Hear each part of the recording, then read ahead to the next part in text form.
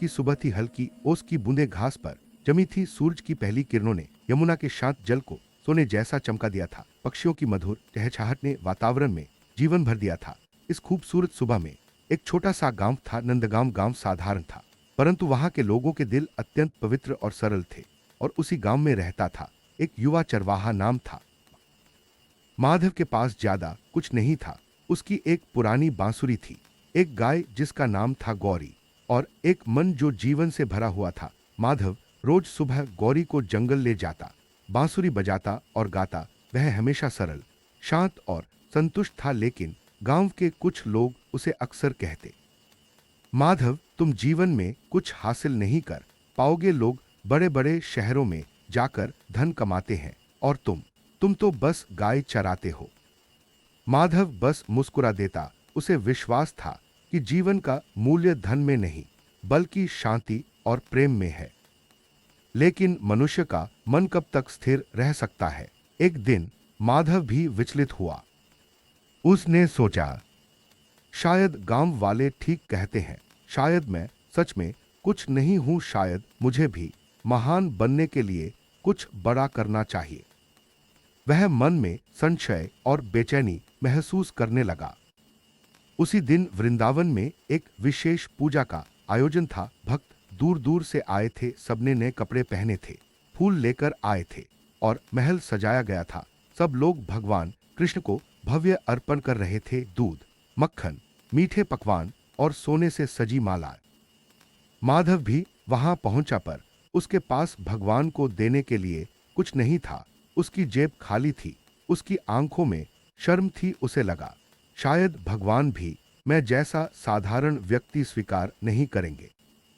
भीड़ के बीच भगवान कृष्ण प्रकट हुए। उनका चेहरा शांत, मुस्कुराता, प्रेम से भरा हुआ। सभी भक्त उनके दर्शन को पाकर भावविभोर हो गए। कृष्ण सब और देख रहे थे, जैसे किसी विशेष व्यक्ति को खोज रहे हों। उनकी दृष्टि माधव पर जाकर रुकी। कृष्ण मुस्कुराए, माधव, तुम क्यों छिप रहे हो? आओ मेरे पास। माधव घबरा गया। उसने सिर झुकाया। प्रभु, मैं आपके लिए कुछ लाया नहीं। सब लोग कितने सुंदर उपहार लाए हैं, मेरे पास तो कुछ भी नहीं। कृष्ण ने माधव के पास आकर उसके कंधे पर हाथ रखा। माधव, जो वस्तुएं लाते हैं वे वस्तुएं मेरे लिए नहीं होती, मैं तो केवल मन देखता हूं। कहो, तुम्हारे मन में क्या है? माधव की आंखें भर आईं। प्रभु, मेरे मन में सिर्फ प्रेम है, पर क्या प्रेम पर्याप्त है? कृष्ण मुस्कुराए, प्रेम ही तो सबसे बड़ा अर्पण है माधव। फिर उन्होंने भक्तों से कहा, सुनो सभी, जो सोना, चांदी, पकवान और वस्तुएं तुम लाए हो वे सब मूल्यवान हैं, लेकिन जो प्रेम से दी गई चीज है उसका मूल्य उससे कहीं अधिक है। सब चुप हो गए। फिर कृष्ण ने माधव से कहा, माधव, तुम मुझे कुछ भी दो, कोई भी छोटी चीज, पर वह तुम्हारे हृदय से निकली हो। माधव ने अपने झोले में देखा। उसमें केवल एक छोटी सी सूखी लकड़ी की टिकिया थी, जिससे रात में दीप जलाया जाता था।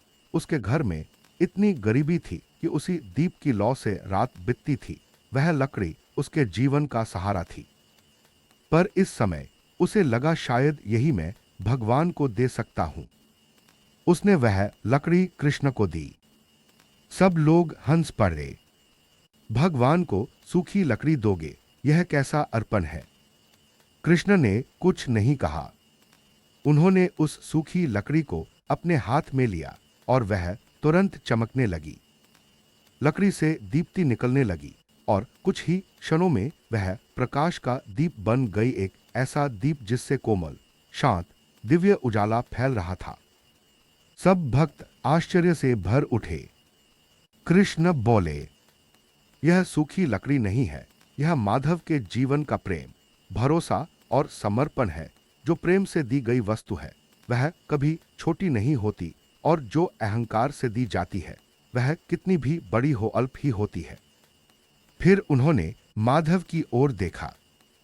माधव, जिसे लगता है कि उसके पास कुछ नहीं है, वास्तव में उसके पास सब कुछ होता है, क्योंकि ईश्वर केवल हृदय का प्रेम चाहते हैं। न कि बाहरी दिखावाय। माधव रो पड़ा।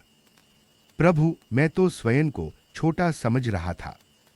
कृष्ण बोले, जो स्वयं को छोटा समझता है वही वास्तव में बड़ा होता है।